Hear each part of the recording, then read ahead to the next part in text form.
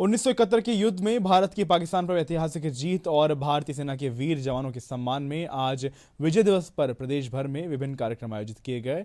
किस तरह भारतीय सेना के वीर जवानों ने पाकिस्तानी सेना को महज 13 दिनों में घुटने टेकने के लिए मजबूर कर दिया, इस पर ज्यादा बातचीत के लिए हमारे साथ जुड़ चुके हैं कर्नल देवेंद्र सिंह जी। कर्नल साहब, 1971 से लेकर आज तक यह दिन बड़े गर्व के साथ जाना जाता है। भारतीय सेना के अदम्य साहस को आज भी उसी गर्व के साथ में याद किया जाता है। आज भी कितनी प्रासंगिकता है इस दिन की? जी, सबसे पहले मैं डीडी राजस्थान न्यूज के दर्शकों को प्रणाम करना चाहूंगा और आज विजय दिवस के उपलक्ष्य में आप सबको बधाई देना चाहूंगा। मैं सबसे पहले आज राजस्थान की इस वीर भूमि धरा चित्तौड़गढ़ से मैं आपसे मुखातिब हो रहा हूं और मैं ये बता सकता हूं कि जो विजय दिवस का जो आज पर्व देश भर में और राजस्थान में मनाया गया है, वो एक ऐसा ऐतिहासिक पल है जब 1971 में मात्र 13 दिनों में हमने पाकिस्तान को धूल चटाने का काम किया था। और उस युद्ध की एक जो अहम भूमि बात थी वो ये थी कि 3,912 हमारे सैनिकों ने अपने जीवन का बलिदान दिया था और 9,841 हमारे वीर सैनिकों ने उस युद्ध में घायल हुए थे। इस बड़े बलिदान के बाद भी हम सब सैनिक अपने गौरव से कहते हैं, देशवासियों के लिए, इस मां भारती के लिए हमने सेवा करने का मौका मिला। और उस वीर गाथा को अगर 1971 के चश्मे से देखा जाए तो मैं मानता हूं सैनिकों का ये एक शौर्य गाथा है। पर जहां तक बात आती है युद्ध के बाद एक जिस प्रकार से रणनीतिक तौर पर जो टेबल की जब हम चर्चा करते हैं वहां पर भारत ने हम सैनिकों को विफल किया था, मेरा ऐसा मानना है। मैं ऐसा क्यों कह रहा हूं, मैं इसके लिए आपको दो बात बताना चाहूंगा। पहली बात तो ये देखिए कि इतनी बड़ी जीत जहां पर 93,000 दुश्मन के सैनिकों को हमने सरेंडर करवाने का जो साहस किया, बहुत सारे लोग देश में राजनीतिक नेताओं को उसका श्रेय देते हैं। ऐसा अन्याय सैनिकों के साथ नहीं करें। एसी कमरे में बैठ करके दिल्ली में एक भाषण देकर के अगर आप कहते हैं आपने जीत हासिल की, ऐसा अपमान हमारा ना करें, क्योंकि वो पुण्य आत्मा जो स्वर्ग में बैठी है आपको देख रही है, माफ नहीं करेंगी। पहली बात।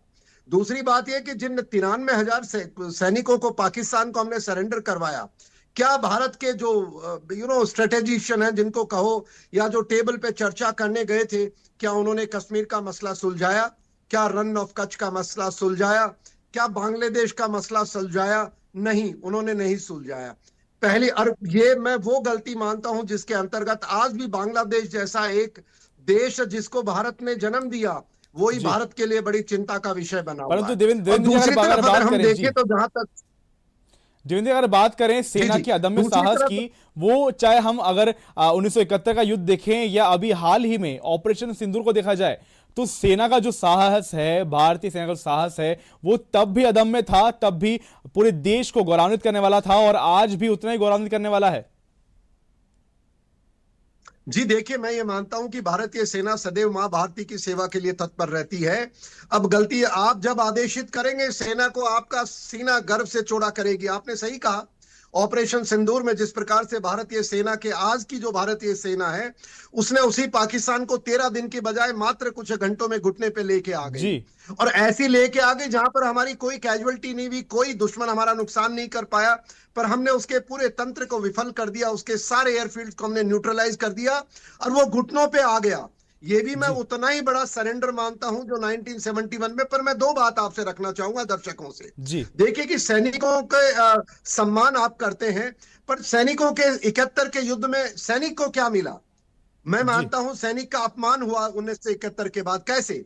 भारतीय सैनिक को 1971 से दौर में जो पेंशन मिला करती थी सैनिकों को, वो पेंशन 70% बेसिक मिला करती थी। परंतु देखा गया है देवेंद्र जी, देखा गया है कि लगातार जो, क्योंकि ऑपरेशन सिंदूर की हम बात कर रहे थे, तो ऑपरेशन सिंदूर में सेना को फ्री हैंड दिया गया। तो ना केवल ये सेना को उनको सम्मानित करने वाली बात थी, बल्कि सेना पे एक बिल्कुल विश्वास करने वाली बात थी केंद्र सरकार की। सेना पे विश्वास किया गया और फ्री हैंड देके, जिस प्रकार आपने कहा कि जब 13 दिनों में उनको घुटनों पे लाया गया, वही जब सिनेरियो बना ऑपरेशन सिंदूर में, तो चंद घंटों में पाकिस्तानी सेना को घुटनों पे लाया गया, केवल सेना को फ्री हैंड देकर। क्या लगता है आपको ऐसा?